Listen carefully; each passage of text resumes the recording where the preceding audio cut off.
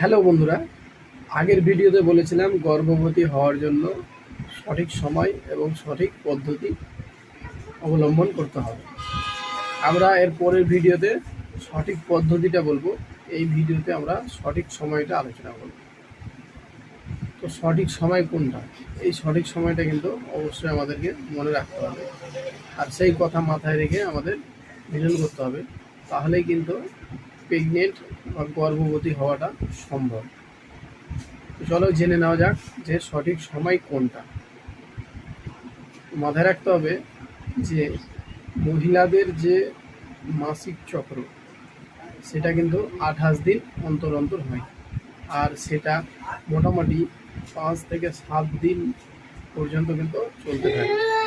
এই জিনিসটাকে মাথায় রেখে প্রেগনেন্সি গর্ভবতী হওয়ার জন্য মিলনের সময়টাকে বেছে নিতে হবে।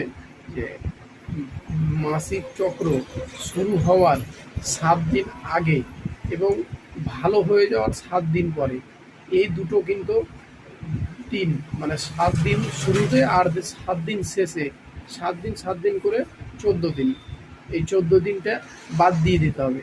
এই 14 দিনটাতে কিন্তু মানে কোনো মতেই ওভলিউশন ঘটবে না, যার কারণে কোনো মতেই গর্ভবতী হওয়া সম্ভব নয়।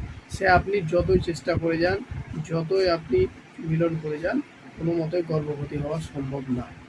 তাহলে মাঝের যে 14 দিন বাসছে, মানে প্রথম সপ্তাহে বাদ আর সব শেষের সপ্তাহটা বাদ দিয়ে মাঝের যে 2 সপ্তাহটা বাসছে, ওই 2 সপ্তাহের মধ্যে মিলন করলে, সঠিক পদ্ধতি অবলম্বন করলে অবশ্যই গর্ভবতী হওয়া সম্ভব। এই কথাটিকে মাথায় রেখে গর্ভবতী হওয়ার জন্য এই সঠিক সময়টা ধরে মিলন করতে হবে।